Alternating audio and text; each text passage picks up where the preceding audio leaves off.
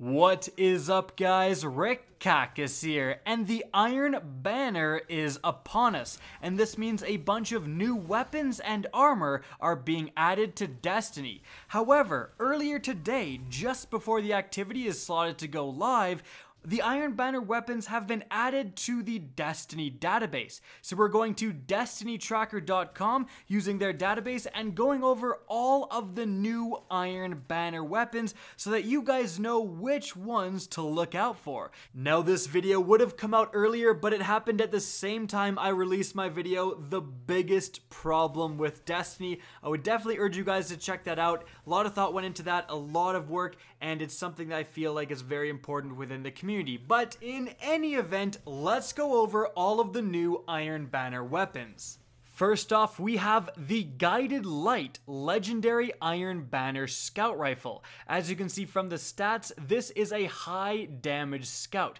So it's going to do a lot of damage, but it's going to shoot very slowly to compensate. Now, moving on to the perks, firstly, indicative of every high damage scout, we have the intrinsic perk High Impact Frame, slow firing high damage, more accurate when stable and aiming down sights. After that, we have a selection of 3 different optics, and moving on from there, we have armor-piercing rounds, extra damage to shields and overpenetrates targets, increased range slightly, and then tactical mag, which offers a bunch of slight bonuses. Lastly, pulse monitor. Auto reloads part of the magazine when the wielder is critically wounded. Overall, this could be decent. The problem with this scout is that it's a high damage scout, and right now that archetype isn't doing too great in PvP or PvE. But if you do like this archetype, keep an eye out. Now, moving on from there, we have the auto rifle, the Forward Path. This belongs to the medium rate of fire archetype, doing 600 rounds per minute. Moving on to the perks, we have firstly the intrinsic perk Adaptive Frame, a well-rounded grip, reliable and sturdy.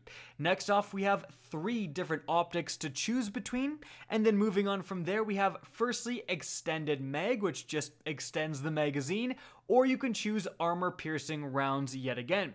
And lastly, we have Tap the Trigger, grants a short period of increased stability and accuracy on initial trigger pull. Tap the Trigger is a very good and competitive perk, so this may be an auto rifle worth looking out for, especially if you do like this archetype. Now, continuing on from there, we have the Timeworn Spire Legendary Iron Banner Pulse Rifle. This is an interesting weapon. It belongs to the highest rate of fire pulse rifle archetype, and its perks reflect that. The intrinsic perk is Rapid Fire Frame, deeper ammo reserves, slightly faster reload when magazine is empty. After that, we have a choice of 3 different optics, and moving on from there, we have firstly Accurized Rounds. This weapon can fire longer distances, increases range. With these archetypes, they're usually lacking in range, so Accurized Rounds could be very good. Tactical Mag offering a bunch of slight increases, and lastly, Zen Moment. Causing damage with this weapon increases its stability. Zen Moment is an overall decent perk. The Timeworn Spire has some actually good perks here. This could be definitely a competitive weapon. Now, moving on from there, we have the Steady Hand Legendary Iron Banner Hand Cannon. This belongs to the highest damage archetype for hand cannons with 110 rounds per minute. Its perks, firstly, the intrinsic one, Aggressive Frame, high damage, high recoil. It's unfortunate that these high damage variants always have an intrinsic perk just dedicated to them being in this archetype. I hope that changes. After that, we have 3 different optics to choose between, and then we have firstly Alloy Magazine, faster reloads when the magazine is empty, or Flared Magwell, optimized for faster reloading, slightly increases stability and greatly increases reload speed. And after that, we have Outlaw. Precision kills greatly decrease reload time. Although this archetype generally isn't considered that good, my goodness, this weapon will reload blindingly fast with the combination of Outlaw and either one of the 2 previous perks. Continuing on from there, we have the Wizened Rebuke Legendary Iron Banner Fusion Rifle. This is a high damaging fusion rifle. It's got maxed out impact pretty much and a long charge time to balance this. Its perks reflect that with firstly, high impact frame, slow firing, high damage, more accurate when stationary and aiming down sights. After that, you have a choice of 3 different optics. Then moving on from there, we have firstly, enhanced battery, essentially extended mag, or liquid coils, slower building charge for higher damage, increases impact damage, slower charge time. This is already the maximum damage archetype. So liquid coils is going to make this thing do even more damage and charge even slower. This is basically going to turn this weapon into the sleeper simulant. Like, I don't know what is going to happen with that combination. That's kind of interesting. Let's see how many enemies you can one-hit kill with the Wizened Rebuke. And the last perk is Backup Plan. Grants reduced charge time and increased handling speed for a short time immediately after swapping to this weapon. If anything needs reduced charge time, it's this fusion rifle. Now, moving on from there, we have the Fool's Remedy Legendary Iron Banner Sidearm.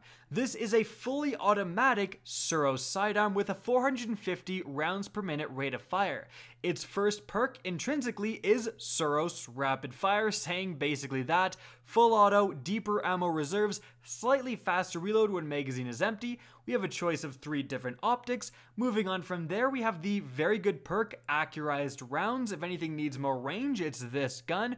Or you have Ricochet Rounds. Rounds ricochet off hard surfaces, increases stability, slightly increases range. And lastly, we have Moving Target. Increases movement speed and target acquisition when moving while aiming down sights. Next up, we have the Hero's Burden Legendary Iron Banner Submachine Gun. This is the fastest rate of fire archetype at 900 rounds per minute, miming most other SMGs out there. Its perks are as follows. Firstly, intrinsically, adaptive frame. After that, a choice of 3 optics. Moving on from there, we have Drop Mag. Magazine drops on reload, wasting ammunition, but greatly increasing reload speed. Or you could choose High Caliber Rounds, which increases the flinch you cause opponents when you shoot them. That's a very good perk. I'm suddenly very interested. And lastly, we have the perk Threat Detector. Increased reload, stability, and handling when enemies are in close proximity. And moving on from there, the last Iron Banner weapon we have is the Dayz Fury Legendary Iron Banner Grenade Launcher. This weapon is a 6 rounds in a magazine, pretty high rate of fire grenade launcher. The perks are as follows. Firstly, precision frame. Fires a slower grenade projectile that bounces. Hold to fire, release to detonate. After that, we have 3 different ballistics to choose between, altering several of your stats. And then we have the very interesting perk Spike Grenades. Grenades fired from this weapon do increased damage on direct hits, increases stability. Or we have Mini Frags. Grenades are smaller and more compact for easier reloading. Increases magazine size, increases reload speed, decreases blast radius. Lastly, we have Snapshot Sights, faster time to aim down sights. Now in total, I'm very interested in this with Spike Grenades. You are going to be shooting a boss directly, whether you're in a public event or a strike with this grenade launcher. So in PvE, the damage bonus you get from Spike Grenades, if substantial, could make this thing actually quite usable. Watch out for this gun. So, overall, this seems like a pretty average group of weapons. There are a few that I'm very interested in trying, like the grenade launcher and the pulse rifle for sure, but most of them again seem quite average. There's no absolute standouts for PvP or PvE potential. But we're gonna have to get our hands on these weapons, see their recoil, see how they perform. Maybe there is some stuff kind of hiding in the background that'll jump out and surprise us all. And so guys, that is it for all of the Iron Banner weapons so far in Destiny 2. I hope you guys enjoyed this video and found it informative. Now if you did, please remember to help me out by simply rating and especially sharing this video.